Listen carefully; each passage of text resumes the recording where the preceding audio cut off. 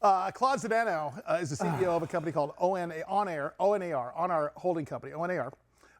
Really interesting cat. Had a long conversation with him a few weeks ago, and you'll be seeing more of him. But we finally got him to come on there to talk about what a holding company is, what their strategy is, and they call it marketing the future today. I give you Claude Zdanow. Claude, how are you, brother? Good to see you, man. Hey, I'm doing well. Thanks for having me. Hey, do us a favor for our audience across the country, nationwide and globally. Talk about what you guys do there, because always interested to see when we see a company that's a holding company with an acquisition strategy. So take us from the top. Yeah, so very high level, we look at ourselves as a marketing technology company built on a network of service businesses. We have three kind of core subsidiaries, all in the marketing and advertising industry, specifically in kind of three different verticals. And the verticals all kind of have different value to us as a business, but really one of them is in the digital advertising space. So we help people sell stuff online, very simple. One's in healthcare, an industry we think is very poised for growth and not going anywhere, right? We all want to live forever, we want to be healthy. It's kind of a big trend, right? So we have a digital business really focused on the healthcare side of the business.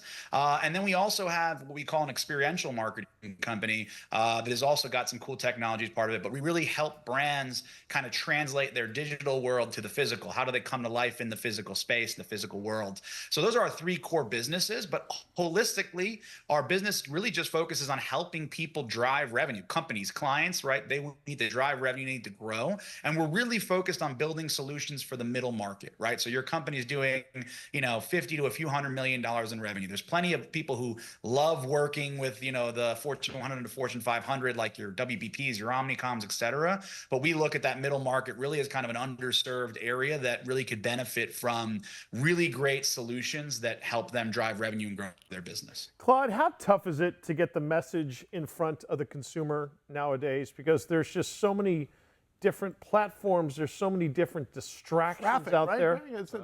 How hard is it?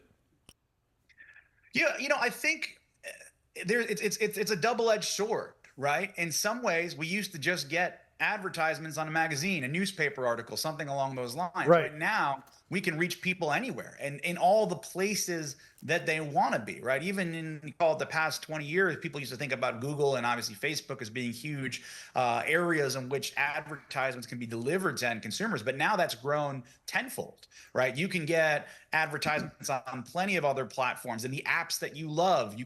Billboards now are digital, right? And can be targeted based on who's in front of the billboards. So it's actually, I think, in some ways, a lot easier to get in front of the right consumers if you know how to do that, and if you know how to kind of shape that message and have the right technology that allows you to know that you're getting to the right consumer. Nothing's worse than giving someone an advertisement they don't want, right? And they don't want to see. But it's great. I mean, I buy all the time. I get an advertisement for something on a social media platform that I'm interested in, and that's great. I enjoy that because it's like, oh, I wouldn't have known about that product otherwise. How much exercise equipment is your garage using to hang clothes, Mike?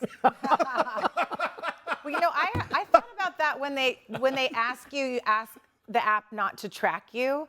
And sometimes I think I'm okay with being tracked because I want to have ads served up, right? Of things that I like. Just to your point, they know what clothes or jewelry or face product, like the other guy was here talking about. So I don't hate that idea.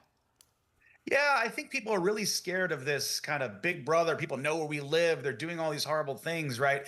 And at the end of the day, that's just not really how it works. And I think there's a lot of benefit for us having, we live in a world where we want stuff catered to ourselves, right? Claude, not to interrupt, but this makes me think of when you just said that. And Greg, you know this better than anybody.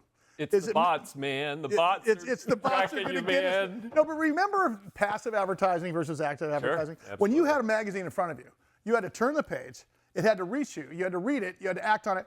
Now, passive advertising, with radio, right, or television.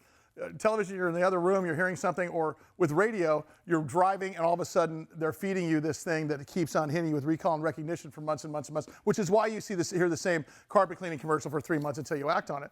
Is there still, because I think the passive advertising is bigger than ever, because as you, to your point, as you're scrolling through social media, something gets served upon you. You're not actually looking for it. It happens to you. You have a choice of either Xing it out or moving forward. But I think it's a real combination of passive and active. Right. Well, and then they know how long you stayed on their ad, so then they can serve you another ad, right? On specifically. Claude, that's got to help guys like you, right? Because you guys get very prescriptive about that, correct?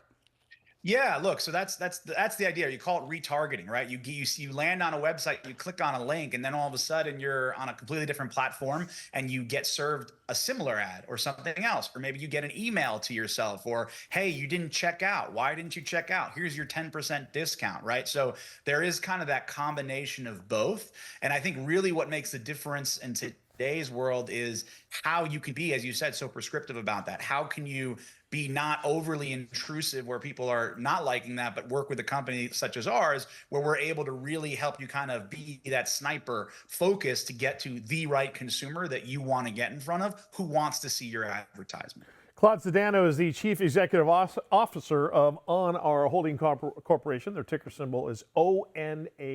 Hey, talk about this partnership with IQST. That's a pretty big deal for you guys. That gets you guys to the next level. Could give you the asset base that you're going to need to uplist to NASDAQ eventually. Talk about that as much as you can as a CEO of a public company. Yeah, look, IQST's been around in the public markets for a long time. They're on their own path to grow to NASDAQ. You know, they've gone from tens of millions of dollars of revenue to hundreds of millions of dollars in revenue. They're a global telecom business, and they're really on the forefront of technology, just like we are. So we're working with them in a few different capacities. One, of course, we're helping them on some of their own kind of initiatives around marketing and advertising and growing their business, right? And how are they telling that story, again, to the right audience? But on top of that, right, look, we're looking to get in front of more consumers and have more ways to do that. And what better way to do that than a telecom business that can get to people from via text message, right? Can get to people through lots of other ways, right? And so the partnership, we're hoping to help us actually grow and scale our business, help them grow their business, and that we can grow collaboratively as we both kind of continue our journey to uplist to NASDAQ. I think for you guys, 2025 seems to be pretty exciting, Claude. Obviously, want to start covering you and getting you back on air with us. Talk to us about what you're most looking forward to here before I let you out of here today.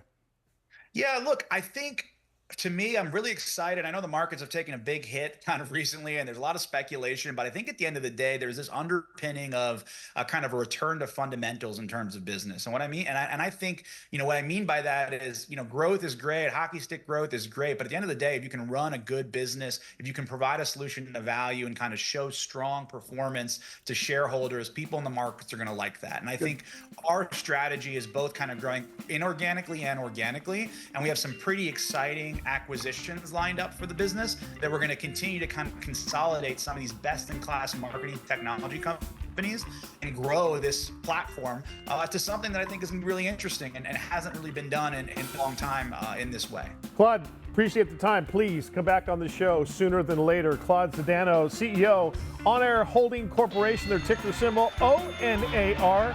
Check them out at onar.com.